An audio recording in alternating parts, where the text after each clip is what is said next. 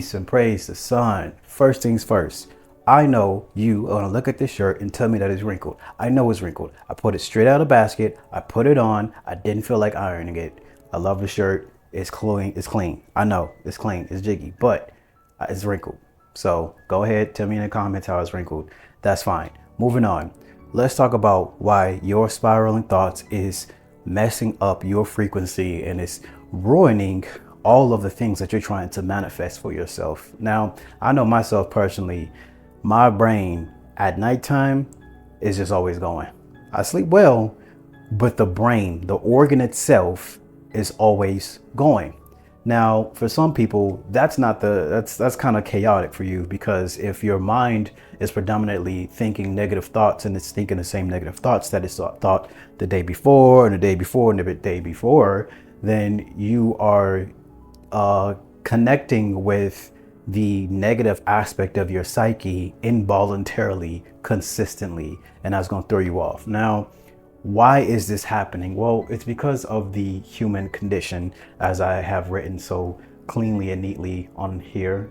That's sarcasm, by the way. My handwriting is usually atrocious. So the human condition is your lifetime, your life cycle, the current journey that you're on.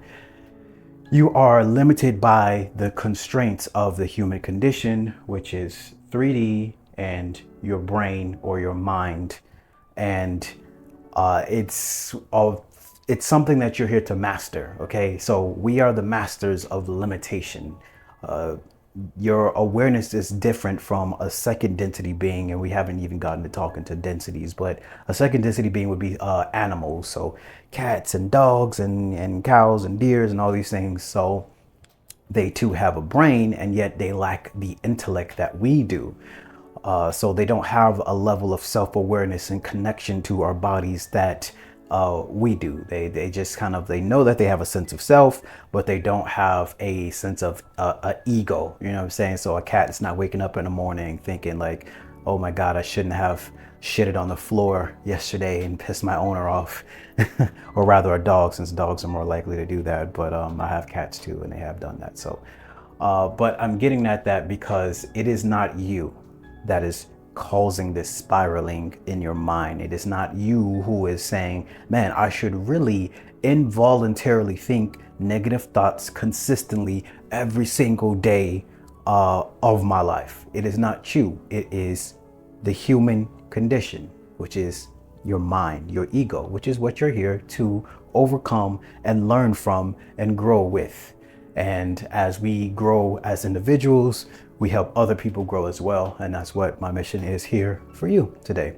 So how do we relax that mind? How do we relax that ego? How do we subside that? Because I have been meditating for about 10 years now, right? 2025. Yeah. So I've been meditating for 10 years. And although I still have a overactive mind, it's not something that is controlling me and bringing me down and lowering my frequency all the time. And that's because I know how to have separation.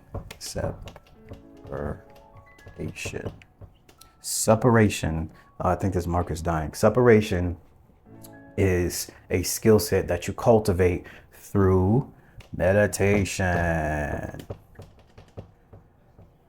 Ooh, that's kind of like a little rhyme there. So separation through meditation. This is something that Eckhart Tolle talks about all the time in The Power of Now. It is the present state that you are working towards entering, and to put distance between you and the mind. Now, that might sound a little, I don't know, crazy to someone, because how can you have distance from something that is attached to you, something that is connected to you, something that is very intimate to you, which is your brain? Well, through meditation, the more you meditate, the more you are able to observe the spaciousness that's already actually there. So the problem is that your mind, your brain is consistently thinking, right? It's thinking. And if we could perhaps rename thinking to something like processing.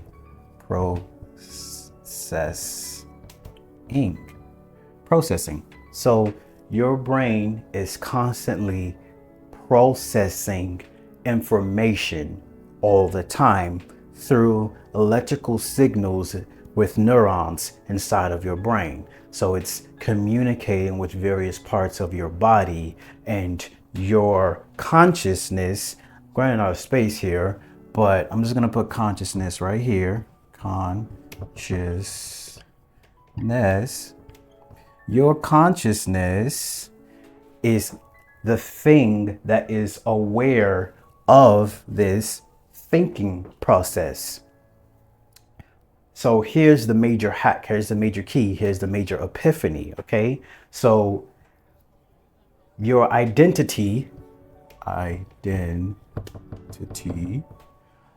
that thing which you proclaim yourself to be in every instance of your life, you have been conditioned to identify with this thing right here, this thinking and processing of data and information.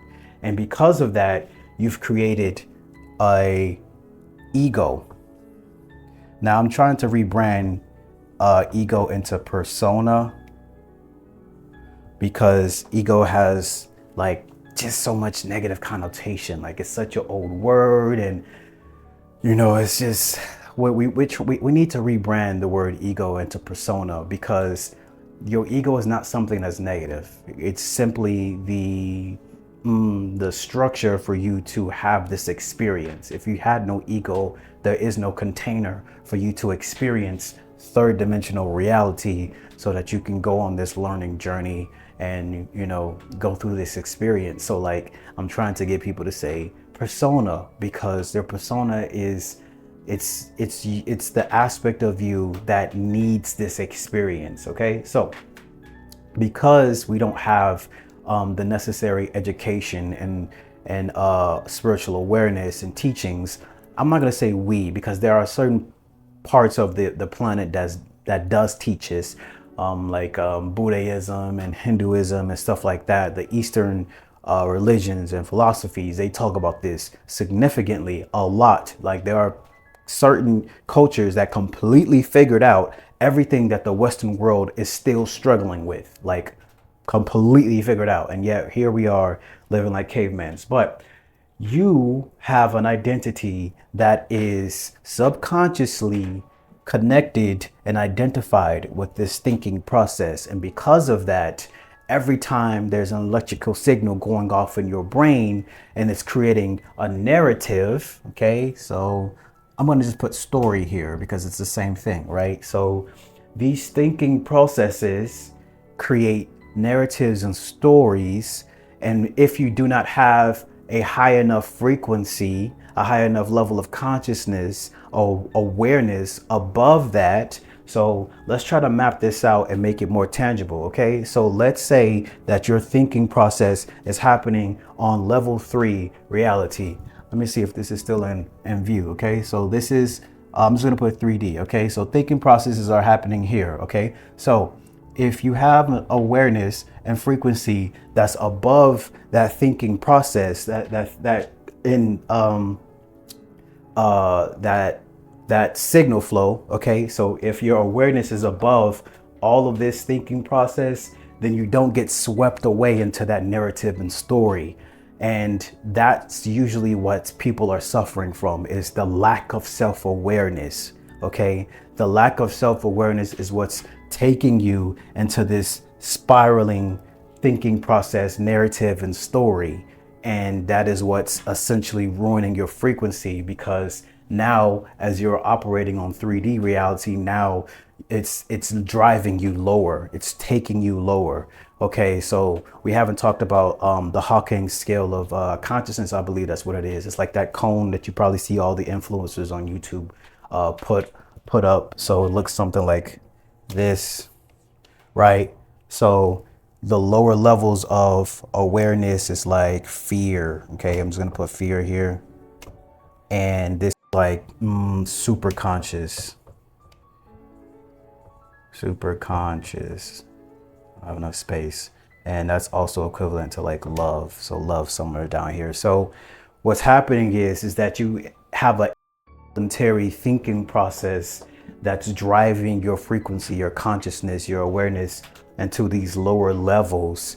And that's going to create more thoughts and more stories and more narratives and more fear and more pain that you do not want to experience. Okay. So our goal is to have enough separation so that when this involuntary thinking process happens, we have enough self-awareness to then observe that thinking process for what it is, which is just it's just your brain thinking. It's just your brain processing information. It's just signals being sent back and forward.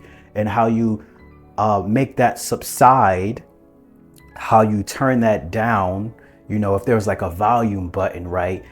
Some people's volume is like out of like a 0 from 100, their volume is like all the way up all the time. And that's usually what leads to psychosis and egoic states of being, where it's like a you versus them mindset, and anger and resentment and bitterness and all this just lower level stuff. When you have this involuntary thinking and it's negative all the time, it leads to a deep psychosis, and you want to avoid that at all costs, because otherwise we get into, you look at the state of America and look at how violent it is. Like, a lot of people are literally suffering from what I'm talking about right now, which is this deep level of psychosis in which they feel like their specific reality is the only reality that exists, and anyone who is threatening that reality must die. They must not exist, so it's a really tragic state of mind. And as someone who's a U.S. Army veteran, I've been in this state of mind, not like aggressive towards other people, but there's a different spectrum of it where you're just kind of lost in this trauma. You're lost in this pain and in suffering, and it really, unfortunately, controls your life because you do not have a level of self-awareness that's greater than what your mind is creating the reality to be. So briefly, I want to instill affirmations into you, because affirmations are extremely important. And if I give nothing to anyone in every video, I want to give an affirmation. So today's affirmation is: money flows to me freely, effortlessly, and abundantly. Okay, that's your affirmation. Money flows to me freely, abundantly, effortlessly. I know I kind of flip those around. You could say it either way, but money flows to me effortlessly, freely, abundantly. Okay, claim it. I need to see the claimants in the comment. I claim it. All right, so getting back to it. So this is the human condition. Okay, this is one aspect of the human condition. There are many aspects of the human condition, but I think that this neurosis, if I could use that word, is what I've heard Baba Ram Dass say continuously, neurosis, because it's not the exact term neurosis if you type it in Google or the dictionary, but like, it very much, I would describe it as this, like, it's this involuntary thinking that constantly happens that kind of perpetuates this egoic sense of self, this persona that can be negative if it's not transmutated into something positive. Okay, so now that we've clearly established why this process is happening, is simply because you're in the human condition, you have a body, you have a brain, and the brain is constantly thinking all the time. That's just, it is what it is, okay? So how do we create structures and practices and rituals so that we turn down the volume knob all the way down as much as possible, okay? So let's get into that now. Man, it takes so long to wipe down this whiteboard. I'm gonna have to get me a digital whiteboard at some point, because this is just, I don't know how narrow does this shit, bro. This shit takes so long to do. Jesus Christ. Okay, so let's talk about turning down the volume on those spiraling processes, those frequencies, those negative frequencies rather, those thoughts that are happening. So Meditation is the main way that I use to create that spaciousness between me and those thinking processes, that neurosis that's happening inside of the mind. Then you have affirmations, exercise, and nature.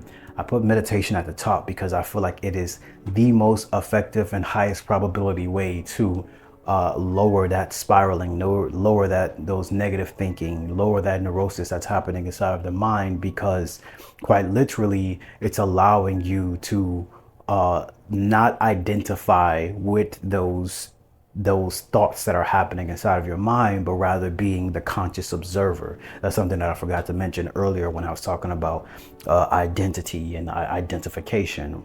So your identity gets wrapped up in those thinking processes, which then creates narratives and stories, right? Because in order for you to have a narrative and a story, you must first identify with whatever's happening. So then it could take you on a story. There can be no if you don't identify as the person inside of the story, it cannot take you on that journey. It cannot take you on that place that it's trying to take you to. So you first have to identify with it. Now, meditation is very powerful and helpful because it allows us to not identify with all those things that is happening inside of our mind. It's quite literally the opposite. You're not identifying with anything. So you're entering a meditative state. You're entering a state of being where you're just consciousness. And without getting too metaphysical about what consciousness is, if you simply allow yourself to just be nothing. So think about what Dr. Joe Dispenza does at his retreats and how people are facilitating change inside of their bodies, right? They are becoming no one, no thing, nowhere. If you become no one, no thing, nowhere, there is no identity. And that is how they are rearranging the molecules in their body, getting rid of all this chronic illness, because they're relinquishing the identity that kept them trapped inside of that frequency. So if you want to shift frequencies, if you want to shift reality, meditation is a very powerful tool for that. Then we talk about affirmations. Now, I like affirmations because they are quite literally what's already happening inside of your mind and your brain.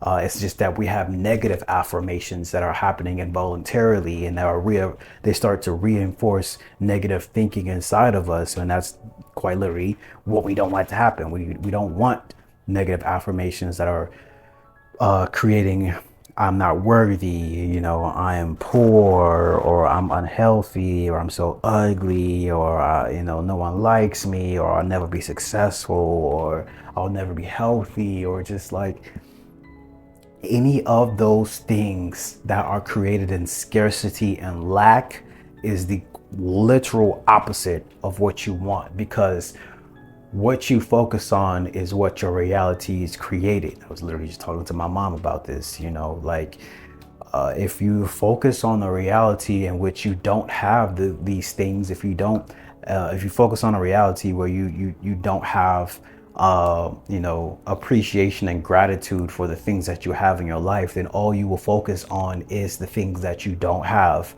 in your life. Life becomes a comparison game. Every time you open your social media, your phone, every time you look at something that's happening, perhaps one of your friends is more successful. I'm putting that in quotation marks because it's simply a belief system. It's not something that is actually tangible and stuff. Like, if you create the belief system that they're more successful than you, then that's the reality that you will experience. And then you'll experience jealousy of your friends and envy and greed and all these other things. Okay. So affirmations are very powerful. Like, if you really think about your life and perhaps maybe some of the negative things that have manifested inside of your life, some of those resulted because of negative thinking patterns that you were constantly identifying with on some level, and then you started to act on, and you created that reality. You started to make it to be true. So we know that affirmations are powerful because they control the way that your brain processes information. So if you allow yourself to say, I am beautiful, I'm strong, I am powerful, I'm abundant, I am worthy, I'm successful, like all these things that empower you, and you say them every single day, regardless of if you believe them or not. Okay, it's not about whether you believe them or not. I'm saying something that's objectively true. If you say these things consistently to yourself every single day, it will change the electrical patterns inside of your mind. It will change the thinking patterns inside of your mind, and therefore you will start to involuntarily think positive things. Okay, I'm talking about something that is just binary. It's objectively true. If you can involuntarily think negative thoughts, you can involuntarily think positive thoughts. Now, I don't know about you, but which one would you rather have? I would rather involuntarily think positive thoughts, because I know at least those thoughts will empower me, uplift me, encourage me to do good things in life. So if you're going to have thinking patterns, electrical patterns that are happening in your mind involuntarily already because of the human condition, then why not condition yourself to think things that are beneficial to your mind, body, and soul? Because you do have that power. You're a conscious creator, and you just have forgotten how to do these things. Okay, so affirmations, very, very powerful. Exercise is powerful because it helps move your body, and energy that becomes stagnant becomes it starts to atrophy. Okay, so let me see if I can remember this correctly. The laws of energy are energy cannot be created nor destroyed, and then there's the second one, which is energy that is left alone tends to become like chaotic or like start to atrophy or something like that. Like, I gotta brush up on my energy laws, but that's the second one. So like, if you yourself do not exercise, if you yourself do not take care of yourself, doing the basic things such as just literally just cardio, walking, I'm not talking about resistance training or anything, just do walking, just walk. If you don't, you'll allow your body to become stagnant, and stagnant energy becomes chaotic. It creates disease, and then it starts to create those negative thinking patterns inside of your mind. Okay, so there's that. And then we're going to do nature. We're going to talk about nature and grounding. So nature and grounding is important because it helps reset your frequency. So that's why, you know, there's all those tree huggers and stuff like that, or that's perhaps why just being around trees and being around nature, it helps ground you and relax you, instead of being in a concrete jungle that is the city and all the pollution and stuff like that. Besides the fact that trees themselves are beneficial for our health because they breathe in, carbon dioxide, and exhale oxygen, and we inhale oxygen and breathe out carbon dioxide. So there's this circular motion, this ecosystem, this benefit that we're having. So being in nature is very grounding. So if you have the opportunity to go to the lake, or if you don't live by a lake, not a big deal. There are some type of trees around you somewhere. If there are no trees around you, try to buy some type of plant or something that can help ground you, something that's green that can help reset your base frequency, so it's not lost in this chaos and this atrophy that's happening inside of the mind. So my biggest go-to is meditation, because you don't have to buy anything. You don't have to go buy binaural beats or whatever. Like, you don't have to do any of that. Meditation is something that you can do anywhere, at any point, at any time. You can do it in your room. You can do it while you're washing dishes. You can do it while you're cleaning the house. You can do it if you get good enough at it, you can do it at any point in time. And all it is allowing yourself to observe the electrical patterns, the thinking, the processes that's happening inside of your mind. Allow yourself to not identify with that thing that's happening, but rather be the conscious observer of that thing that's happening. And that, my friends, is how you stop that spiraling. That's how you stop that chaos of the mind that's just ruining your life. Okay, so now I'm going to talk about something that I feel is a little bit more high level, because it requires you to shift your belief systems. But if you can comprehend and understand the principles that I'm going to explain to you, it will fundamentally change everything about how you view yourself in reality. So the human condition is that you believe that you are a body having a 3D, third dimensional experience. Now, this limitation, this limitation helps you have all the experiences that an average human does. So there are pros and cons to it. The pros is that you believe that you're a human body, that you can interact with things in third dimensional reality. And because of that, you are allowed to have perceivably linear experiences. So you get to experience time. The pros of this is that you get to have all the human experiences within third dimensional reality, linear time. The alternative to that is that you are consciousness, which is everything and nothing, which is paradoxical in the human mind, but we're not going to go too deep into that.